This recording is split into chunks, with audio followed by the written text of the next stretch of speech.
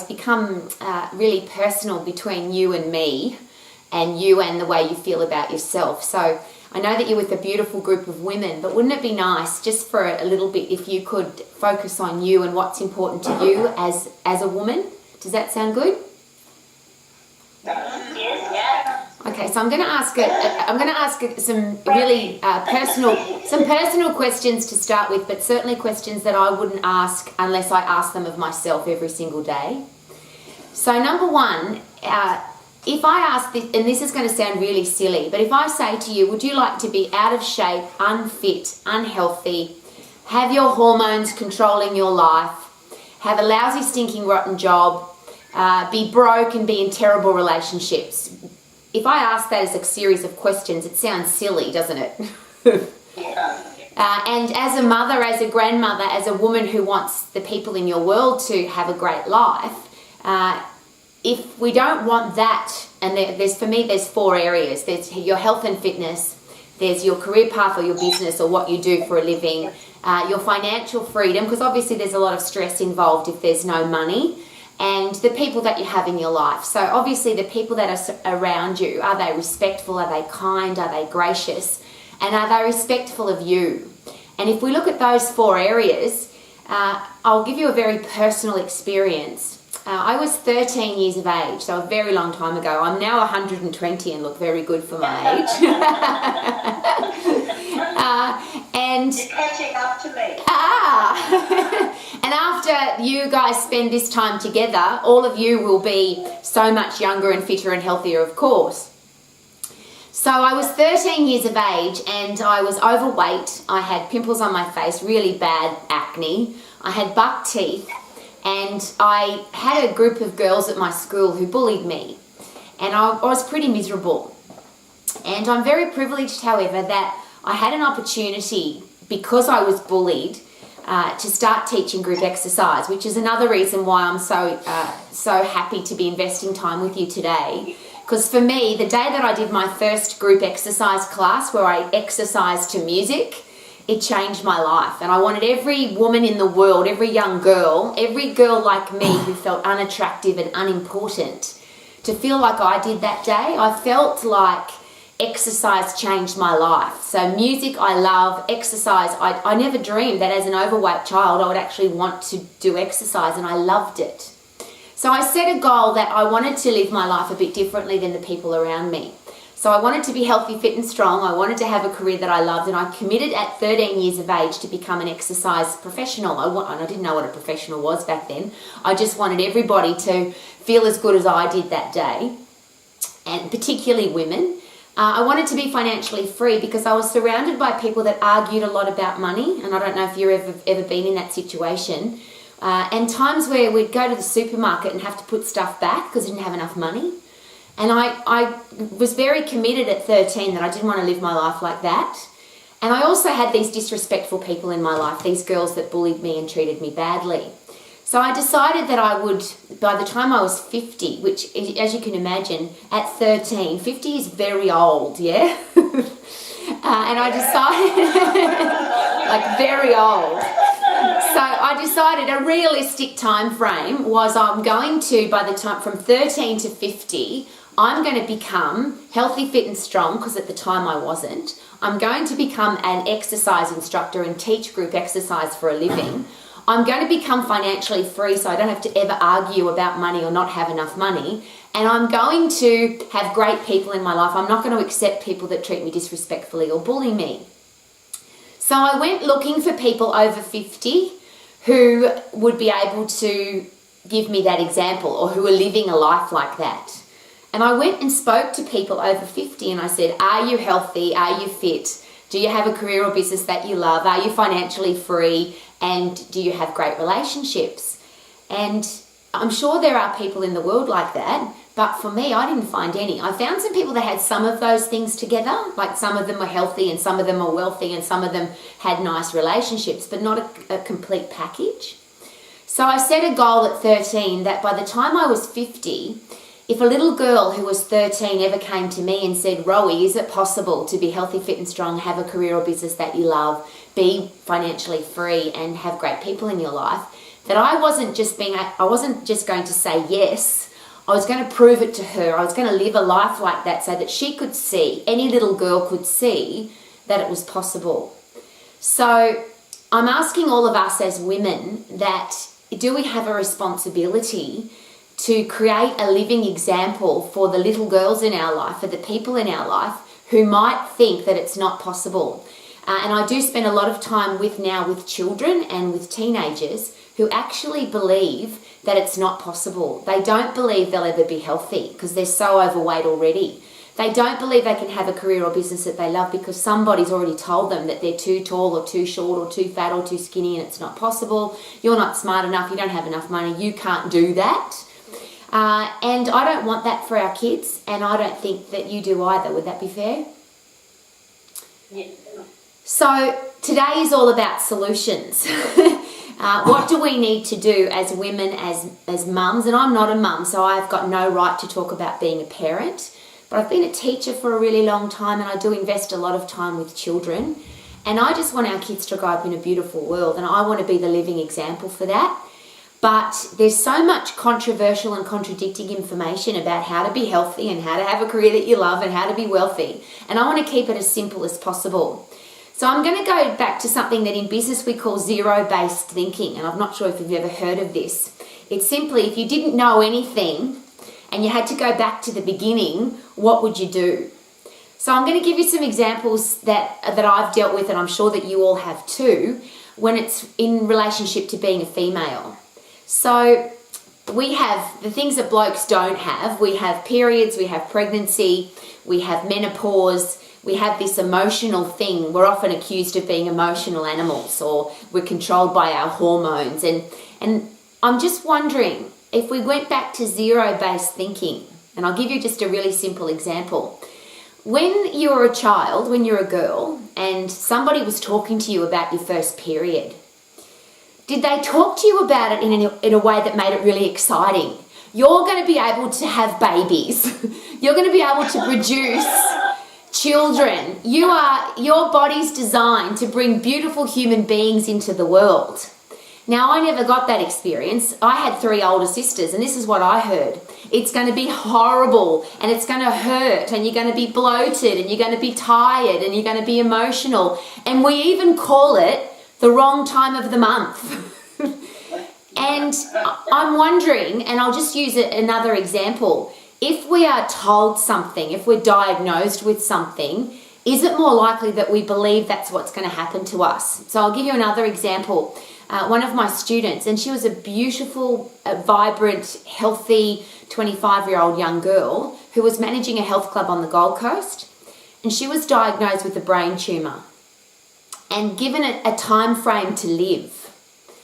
And what was really interesting is that they told her how terrible her life would be for the rest of her life, even though it was only going to be short. But she spent a bit of time with me, and I think you've gathered already, I'm a bit of an optimist. In fact, I'm the most optimistic person in the world. And the time that we spent together, we laughed and we ate yummy food and we did fun things. And she said to me, I come to your house, Rowie, because you're the only person who doesn't treat me like I'm the sick girl with cancer. You're making the rest of my life a whole heap of fun. And I'm wondering if even, and I'm using that as an example because that's the worst thing, that I think a terminal illness diagnosis is horrible. But what if we decide that it's not going to be horrible? What if we decide that whatever amount of time we're going to live, we're going to make it the best? Because we don't know how long we're going to live. We could all die tomorrow. We don't know. But what if, as women, we lived the example of positivity, happiness, and made people feel good every time they came in contact with us? So I use the example of periods because what if we just decided from this day forward, zero-based thinking, that if we ever talk about a period ever again, it's going to be awesome. I can have babies. Isn't that fantastic? And even if you, let's go for the worst example. Let's say you are really tired and you are really bloated and you do feel really sick and you feel terrible. How would we ever appreciate how good it is to be healthy if we were never sick? I hate being injured, but when I am injured, and because I exercise every day, there's a chance there's going to be times when I get injured. But I appreciate being injured because it means it helps me appreciate being able to exercise. One of the things, I've just had a sprint on my treadmill this morning, and I'm so privilege that I can do that because I'm not injured. So when I'm injured, I always say to myself, isn't it awesome that you now know how fantastic it is not to be injured? Because at the moment you have to deal with this particular challenge. So as women, could we set the example for periods, for girls, for example, that it's pretty awesome. Pregnancy. There's some women who I know, because I've trained lots and lots of women who've had multiple children, and some of them have no challenge at all with their pregnancy, and some have a terrible time. Some are in bed for 9 months. But is it possible that if I have a terrible experience with my pregnancy, that I then go and share that with other people, and then the other women in my life might think that pregnancy is going to be terrible? Oh, you're going to get really fat, and you're going to be tired, and you're going to be emotional, and it's going to be awful. Versus the women that have a fantastic pregnancy. And I'll give you an interesting example. I was running a marathon on the Gold Coast, and I was about the 25-kilometre mark, and a woman ran past me fast, and she was 7 months pregnant. And like she was very pregnant. So of course I followed her up at the end of the race because she beat me. She ran past me and she beat me. And it was really interesting because she said every gynecologist and every doctor and her partner had told her, don't be running when you're pregnant. She said, I love to run, it's my outlet. And she had easy pregnancies and she had healthy babies. And I'm just sharing with you that is it possible that all of us have different experiences, and could we choose to have positive ones rather than negative ones? The big one for, I think, a lot of us, as I shared with you, I'm 120. I just look fantastic for my age. I've been told all of my life, including from my 3 older sisters and my mother, that menopause would be terrible. And you would have hot flushes and you'll gain weight and you'll be miserable and it's going to be awful. Well, first of all, I would love you all, please look at my face and do this. Menopause! Yay! Menopause! Yay! Because here's the thing, I love it. I'm gone, finished. Guess what? Now there's no more period. You now can have amazing sex with your partner without having to worry about getting pregnant. And it's just that, I don't have to buy tampons anymore, and I don't have to worry anymore about anything to do with anything because now I'm through menopause. But the interesting thing, if you talk to the people in my life, I don't think anybody knows that I went through menopause. I didn't even know, except for about maybe a year and a half, 2 years. I said to my husband, I haven't had a period for a while. And the answer was, and you'll meet him soon, he's an exercise physiologist and a health scientist. And he said, well, you're at that age, you've probably gone through menopause. Well, I'm here to share with you personally from my heart to yours that I think we get to decide. And I think if we talk negative and think negative and get into groups of people and talk negative, that it's going to be worse. I think if we look for the positive in everything, we'll probably find it. And here's my answer. I started exercising very passionately at 13 years of age, and you probably won't meet anybody like me. I've never missed a day of exercise since I was 13. Now, a lot of people don't believe that unless you've been and actually lived my life with me, with my husband or my partner. I've never missed a day of exercise. And I'm not a freak and I'm not a fanatic, because if you ask me, Rowie, have you brushed your teeth every day? Have you had a shower every day? Have you breathed air every day? Have you eaten food every day? I'm going to say yes. But if people, and I get accused of this every day, you're obnoxiously happy, you're unrealistically happy, you can't be that happy all the time. Well, I would like to share with you the physiology, the actual brain chemistry that happens when you exercise. The human body's designed that if we're under stress, if we're under pressure, it produces chemicals, hormones, to get us out of stress. And I'll just use a couple of examples. If you were ever in a situation where, God forbid, a car fell on your child or a big tree fell on your partner, you would physically be able to lift that car or lift that tree. You may never be able to do that again for the rest of your life, but your body would produce the chemicals required for your muscles to be able to do something that's impossible. Because the human body is designed to survive and for us, particularly as women, to look after the people around us. So if the body's capable of producing that kind of chemical, and of course the other example is if we're under stress, we produce movement drugs, epinephrine and adrenaline, which are designed to get us the hell out of there if we're under stress. Now, we don't get stressed by wild animals anymore, we don't get stressed by wild tribes anymore, but we do get plenty of stress. Would you agree? There's a lot of stress. But the human body's designed to deal with that. So what happens is our body produces adrenaline and epinephrine, movement drugs, hormones, to get us the hell out of there or to fight.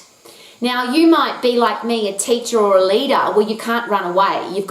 You actually can't run away. You have to stay and fight the challenge.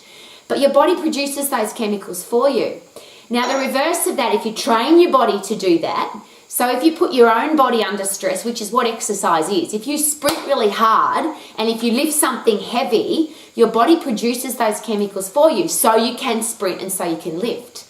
So there's only one small challenge for all of us to keep in mind. Yes, our body will produce chemicals to sprint, and yes, to lift heavy or to fight.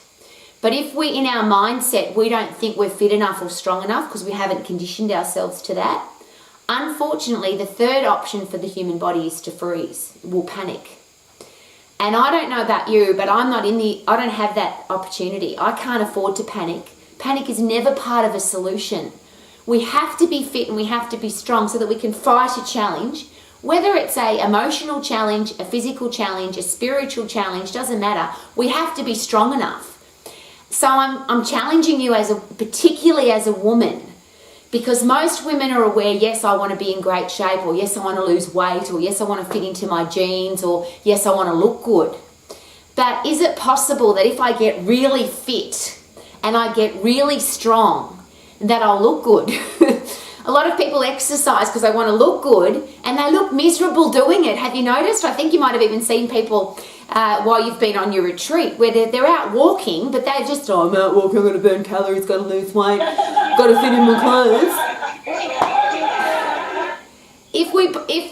If we're thinking negative, we're pumping negative chemicals into our brain, which means we're not even enjoying our exercise. Another classic example of that. I'll often see people eating something really yummy, and I'm sure that you guys have had an amazing group of things to eat over the next couple of days. But if you're sitting down to a beautiful piece of cake, I watch people's faces because I love chocolate cake, for example, and I look at their face eating it and I'm going, oh, yum. And they look miserable eating their cake. And I say, well, what are you doing? That's a beautiful piece of cake. And they go, I shouldn't be eating this. It's bad for me. It's got too many calories in it. So don't bloody eat it then. Or thoroughly enjoy it. Now, the reverse of that, I often see people eating, a lovely fresh salad. And it's particularly if you go to a health club or a gym, there'll be someone with a Tupperware container and there'll be green leaves and stuff in there. And I go, are you enjoying that? And they go, no, it's terrible, but it's healthy or it's good for me. Is it possible that we produce negative chemicals with negative actions? So if I'm eating food with a negative attitude, is it possible that that food may not even give me what I need?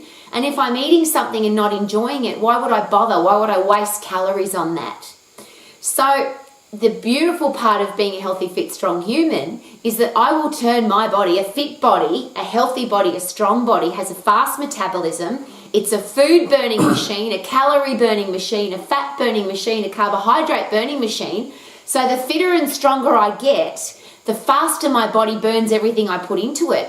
So I'm one of these people that I will never go on a diet. I hate restricting my food. I have foods that I'll always eat because I love them and I want to eat them whenever I bloody well want to. So I just produce this body that's capable of burning up everything that I put into it. And so can you. How does that sound? So if you are sick of going on a diet, if you're sick of feeling miserable because perhaps you've been told all of your life, you're going to have the wrong time of the month, or it's going to be a terrible pregnancy, or menopause is going to be awful, and I'll give you my absolute favourite. If you're a fit, strong female, instead of your hormones controlling you, you become in control of your hormones. And I am a control freak. I don't want anybody telling me what to eat, telling me when I can exercise, telling me what I can and can't do. And I certainly don't want a chemical response in my body to control my weight or my attitude or my emotions. But the beautiful thing is when you're really fit, everything works beautifully. So when you sprint and when you lift heavy, your central nervous system fires your endocrine system, which then fires your muscles and your bones to move, which then gives you a fast metabolism, which means you become a food-burning machine. Yes!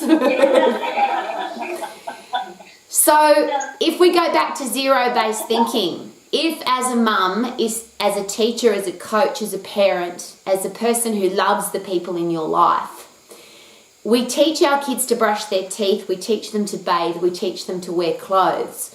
What if from day one we taught our children to be really fit and to be really strong, mentally and physically? And there's a major connection between the two, because the fitter I get, the more happy chemicals I pump into my brain, so my brain gets tougher and stronger and better at what it does. And if my brain is tougher and stronger, I can handle challenges better.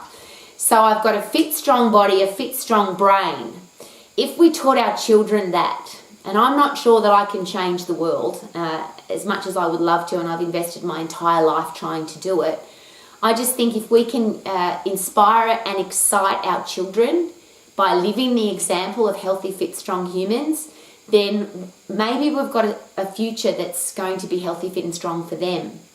Now, I want to share with you that this exercise thing and this food thing, most people they look at somebody like me and say, well, she's a fanatic because she exercises every day.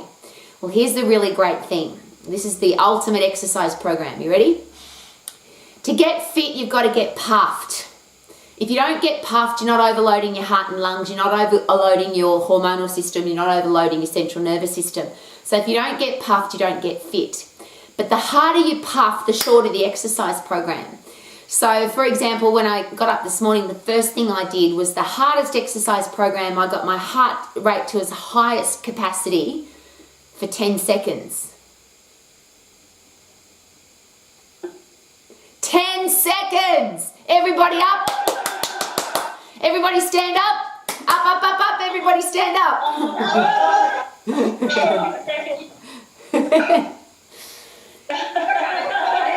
You all look at your awesome, and that you can let's even keep the wine glass and see how you go.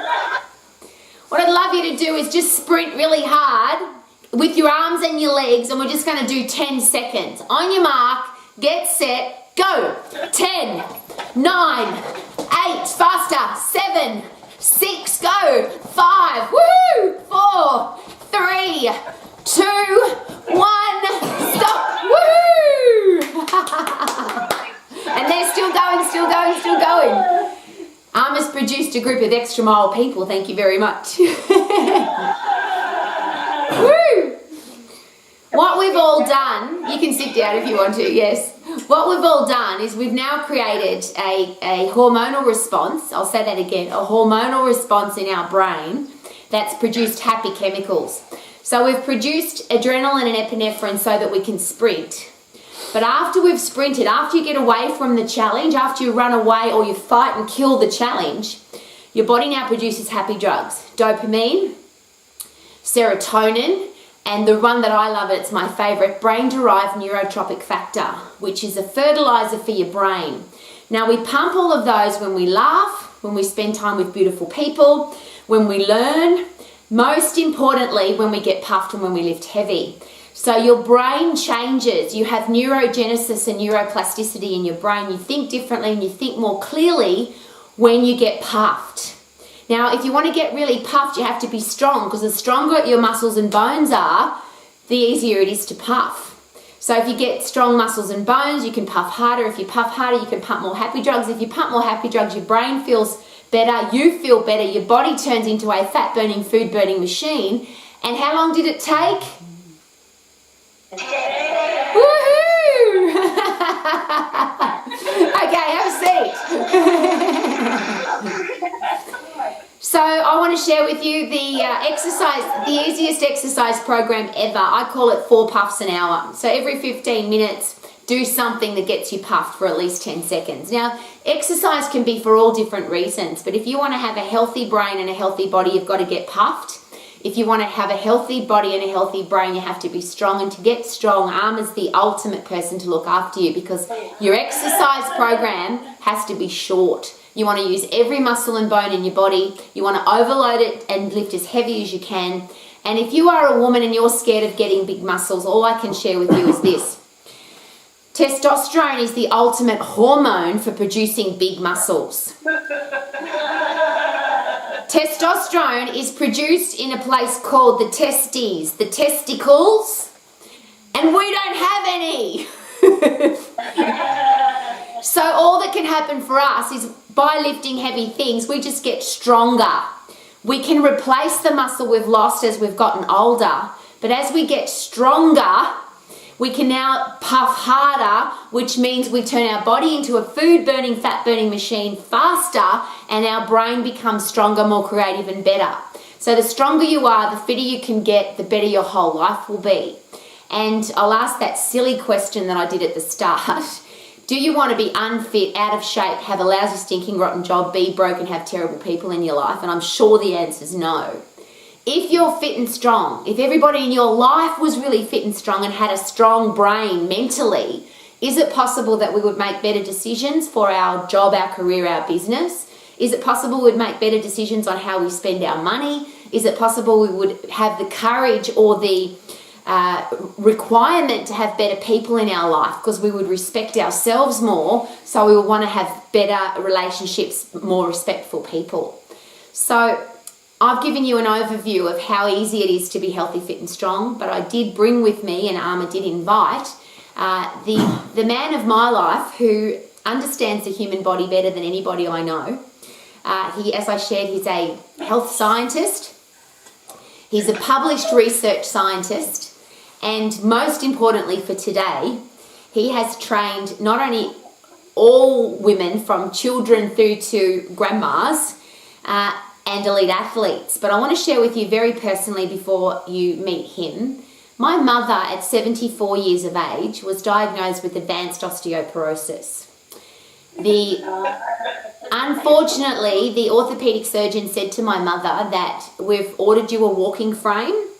She already had a walking stick, and you'll end up in a wheelchair because you've got advanced osteoporosis. Your bones are very thin at 74 years of age. Everyone in her family had died under the age of 60 from coronary heart disease. They'd all died of heart attack. And my mother was on beta blockers, which is the only reason that she hadn't died from a heart attack.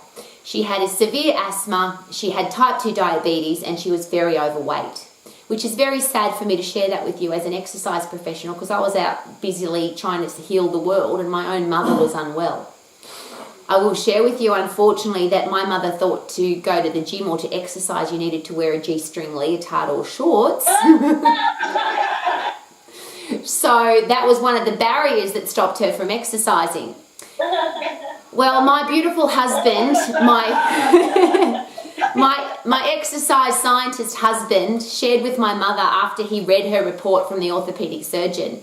He threw her walking stick away, and we started her on a strength training program with an exercise professional. At 80 years of age, so 6 years later, she had her regular osteoporosis check, her bone mineral density test check by the orthopedic surgeon. And the orthopedic surgeon said to my mother, we have to run the test again because we've made a mistake.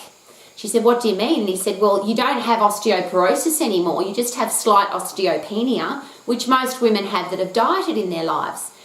And then he made a very silly statement. He said, maybe the Fosamax worked, which is the drug that they give women who have osteoporosis.